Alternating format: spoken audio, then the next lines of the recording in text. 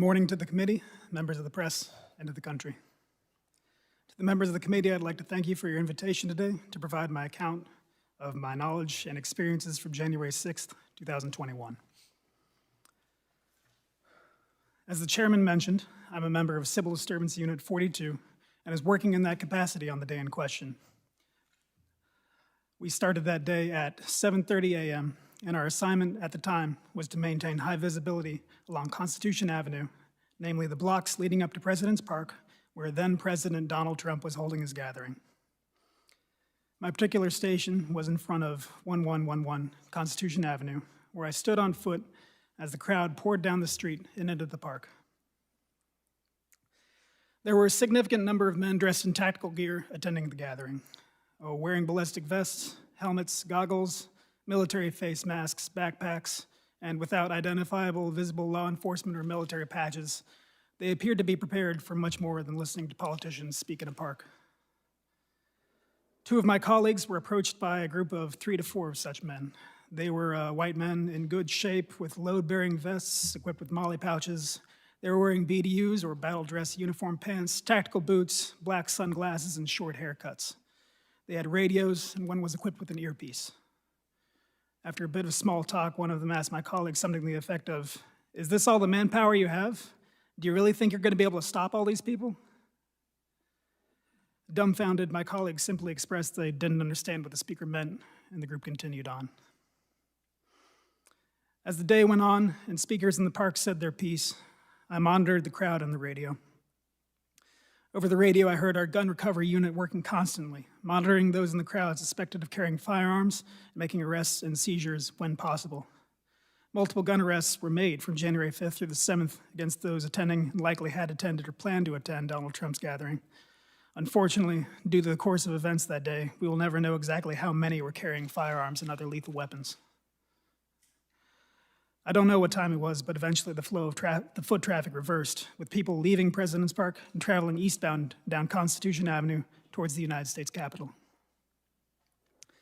At approximately 12:30 p.m., I noticed a commotion about half a block to my east, and I saw the crowd starting to coalesce around 2 figures. I ran to where they were and found a confrontation at the intersection 10th and Constitution Avenue Northwest. One counter-protester, a black man, was backpedaling away from a white man in a Trump-labeled face mask who was closely following him with an outstretched arm. Myself and my colleague first arrived and physically separated the two, but a crowd of Donald Trump's people had gathered. They attempted to bait the counter-protester into attacking, shouting insults such as, "Your mother's a whore," and accusing him of hiding behind the cops. Eventually, enough MPD members had gathered to move along the crowd, who continued eastbound toward the Capitol building, and the counter-protester departed northbound on 10th Street. Returning to my post, I continued to monitor the radio. I could hear Commander Glover leading the defense efforts at the Capitol as the protesters began their transition from peaceful assembly into terrorism. I became agitated and wished we could move in to support as I could hear the increasing desperation in the commander's voice, yet we still had to wait for our orders to change. And eventually they did. At approximately 1:30 p.m., the commander authorized rapid response platoons to deploy their hard gear and respond to the Capitol, including CDU 42. The last thing I remember hearing over the air before departing for the Capitol grounds was confirmation that our explosive ordnance disposal team had discovered a device. Given which unit was being associated with the device, I immediately realized MPD had discovered a bomb of some type near the Capitol. This thought was never far from my mind for the rest of the day. We ran back to our vans and got on our hard gear as quickly as we could. Navigating alternate routes to avoid the foot traffic, we drove as close as we could to the Capitol, disembarking at the northwest side of the Capitol grounds. We gave our gear a final check and marched towards the West Terrace. The crowd was thinner the further out from the Capitol you were. So as we marched, the resistance that we initially met was verbal. A man sarcastically yelled, "Here come the boys in blue, so brave." Another called on us to remember your oath. There was plenty of booing. A woman called us stormtroopers. Another woman, who was part of the mob of terrorists laying siege to the Capitol of the United States, shouted traitors. More found appeal in this label and shouted traitors at us as we passed. One man attempted to turn it into a duosyllabic chant. We continued to march. We had been marching in 2 columns, but as we got closer to the West Terrace, the crowd became so dense that in order to progress, we marched single file with our hands on the shoulders of the man in front of us in order to avoid separation. However, as we came close to the terrace, our line was divided and we came under attack. A man attempted to rip the baton from my hands, and we wrestled for control. I retained my weapon after I pushed him back. He yelled at me, "You're on the wrong team." Cut off from our leadership, which was at the front of our formation, we huddled up and assessed the threats surrounding us. One man tried and failed to build a rapport with me, shouting, "Are you my brother?" Another takes a different tack, shouting, "You will die on your knees." I was at the front of our group and determined we had to push our way through the crowd in order to join the defense proper. So I began shouting, "Make way!" as I forged ahead, hoping that I'm clearing a path for others behind me to follow. However, as I looked back, I saw that the rest of the group came under attack and were unable to follow. The crowd attempted to physically bar the rest of the platoon from following. I backtracked and started pulling the terrorists off my team from their backpacks and their collars. Around this time, one of the terrorists who had scaled the scaffolding that adorned the Capitol at the time threw something heavy down at me and struck me in the head, disorienting me. I suspect this resulted in the likely concussion I dealt with in the weeks after. Another man attempted to disarm me of my baton, and again, we wrestled for control. He kicked me in my chest as we went to the ground. I was able to retain my baton again, but I ended up on my hands and knees and blind. The medical mask I was wearing at the time to protect myself from the coronavirus was pulled up over my eyes so I couldn't see. I braced myself against the impact of their blows and feared the worst. Thankfully, my platoon had repelled their own attackers and got me back on my feet. The crowd started chanting "USA" at us, and we struck out again for the West Terrace. I led the charge through the midst of crowd control munitions, explosions, and smoke engulfing the area. Terrorists were breaking apart the metal fencing and bike racks into individual pieces, presumably to use as weapons. Thankfully, we made it to the secondary defense line on the West Terrace that MPD and Capitol Police were managing to hold. The rest of my platoon got behind the line, and we could take stock of the situation. I realized that back during the previous assault, someone had stolen my radio. From that point on, I was in the dark as to our current status, when reinforcements would arrive. Terrorists were scaling the scaffolding on both our sides, the tower that was in front of us, and attempting to breach the waist-high metal fencing that was the only barrier we had aside from ourselves. The sea of people was punctuated throughout by flags, mostly variations of American flags and Trump flags. There was Gadsden flags. It was clear the terrorists perceived themselves to be Christians. I saw the Christian flag directly to my front. Another read, "Jesus is my savior, Trump is my president." Another, "Jesus is king." One flag read, "Don't give up the ship." Another had crossed rifles beneath the skull, emblazoned with the pattern of the American flag. To my perpetual confusion, I saw the thin blue line flag, a symbol of support for law enforcement, more than once, being carried by the terrorists as they ignored our commands and continued to assault us.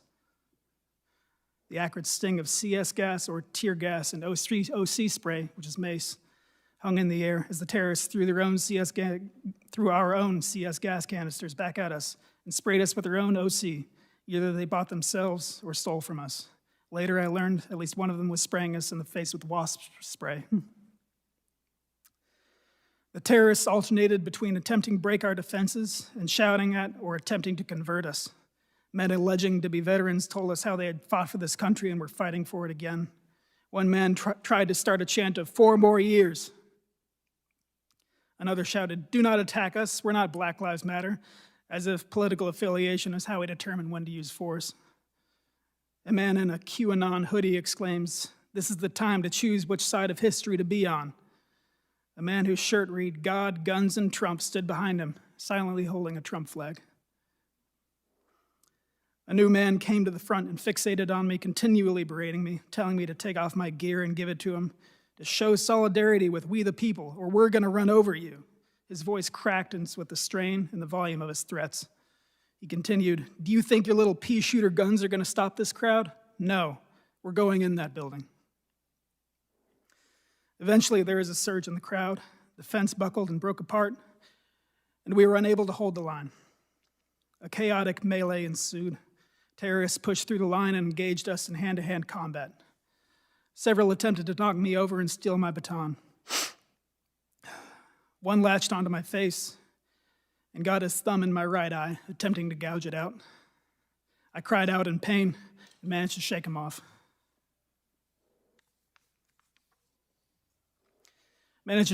Before any permanent damage was done. I couldn't fully engage anyone. For the moment I do is when another 20 terrorists move in to attack while my hands are full. It was all we could do to keep ourselves on our feet and continue to fall back. I'm sprayed with a fire extinguisher, and a red smoke grenade burns at our feet. In the fight, a terrorist is knocked to the ground and his jacket rides up, exposing a large hunting knife on his belt. I, along with several other officers, piled on him, while another removed the knife from his person. He regained himself unharmed and shouts indignantly, "What are you doing? What are you guys doing?" At this point, the terrorists had claimed most of the western terrace, cornering myself and other officers on the southern edge. We found a side stair off of the terrace up to an upper landing, followed by more stairs up and inside.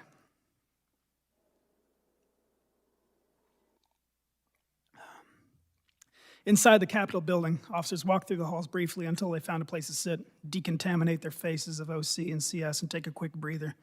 I followed suit. Someone had managed to find a package of water bottles and was passing them out. I washed off my face as best I could, rinsed out my mouth, and drank the rest. I took the opportunity of relative safety to don my gas mask. Not long afterward, I heard someone calling for officers to move to assist. I steeled myself for another round and descended a stairway into a long hallway filled with smoke and screams. The Capitol building is labyrinthine, but judging from the sound of intense combat, I could tell this hallway led outside to where the terrorists had forced our retreat. Officers were stacked deep, but every so often one would fall back from the front line, nursing an injury or struggling to breathe, and those who remained would take a step forward.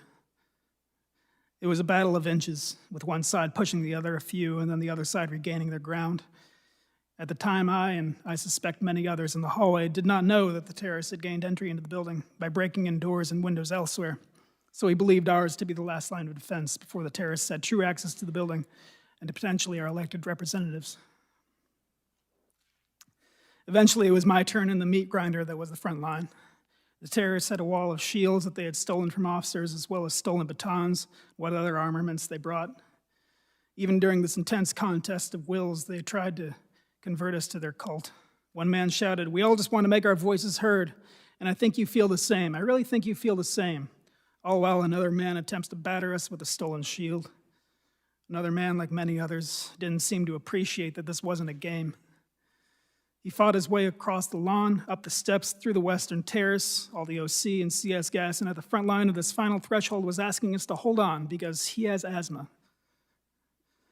The two sides were at a stalemate at a metal door frame that sat in the middle of the hallway. At the front line, I inserted myself so the frame was at my back in an effort to give myself something to brace against and provide additional strength when pushing forward. Unfortunately, soon after I secured this position, the momentum shifted and we lost the ground that got me there.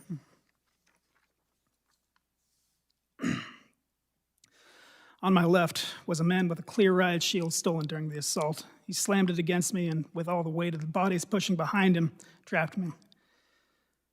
My arms were pinned and effectively useless, trapped against either the shield on my left or the door frame on my right. With my posture granting me no functional strength or freedom of movement, I was effectively defenseless and gradually sustaining injury from the increasing pressure of the mob. Directly in front of me, a man seized the opportunity of my vulnerability. He grabbed the front of my gas mask and used it to beat my head against the door. He switched to pulling it off my head, the straps stretching against my skull and straining my neck. He never uttered any words I recognized, but opted instead for guttural screams. I remember him foaming at the mouth. He also put his cell phone in his mouth so that he had both hands free to assault me. Eventually, he succeeded in stripping away my gas mask, and a new rush of exposure to CS and OC spray hit me. The mob of terrorists were coordinating their efforts now, shouting, "Heave! Ho!" as they synchronized, pushing their weight forward, crushing me further against the metal door frame. The man in front of me grabbed my baton that I still held in my hands, and in my current state, I was unable to retain my weapon. He bashed me in the head and face with it, rupturing my lip and adding additional injury to my skull. At this point, I knew I couldn't sustain much more damage and remain upright. At best, I would collapse and be a liability to my colleagues. At worst, be dragged out into the crowd and lynched. Unable to move or otherwise signal the officers behind me that I needed to fall back, I did the only thing that I could do and screamed for help.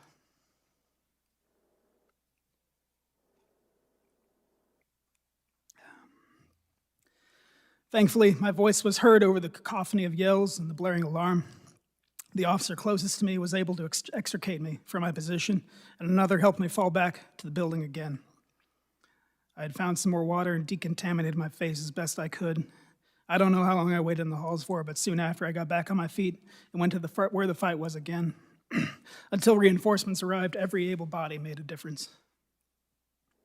Without my gas mask, I was afraid I'd be a liability in the hallway, so I took the exit outside of the upper landing above the West Terrace. I found a police line being held and the terrace encircling us, much like on the West Terrace lower. It was getting later in the day, however, and it appeared we weren't the only ones getting tired. It seemed most of the mob was content to yell rather than try and break our line again. After some time of guarding the upper landing, I saw reinforcements arrive from the south. I'm not sure which law enforcement agency it was, but I turned to them and I started clapping, as it was a sign that badly needed help was starting to finally arrive. Soon after that, I started feeling the effects of the day taking their toll and went back inside to rest. Gradually, all the members of CDU 42 gathered in the room known as the Capitol Crypt. We checked on each other and convalesced, glad to see each other in one piece. Despite our exhaustion, we would have ran out into the fight again should the need have arisen. Thankfully, as the day wore on, more and more resources had arrived at the Capitol to drive off the terrorists. We stayed in the crypt until quite late. And even after we were allowed to leave the grounds, we didn't get to go home. Those who needed immediate medical attention took a van to the local hospital, while the rest of us parked near the city center until the city was deemed secure enough for us to check off. I believe we finally got that message around 1 a.m. the following morning. We drove back to the 4th District and from there went home. Thank you for letting me testify.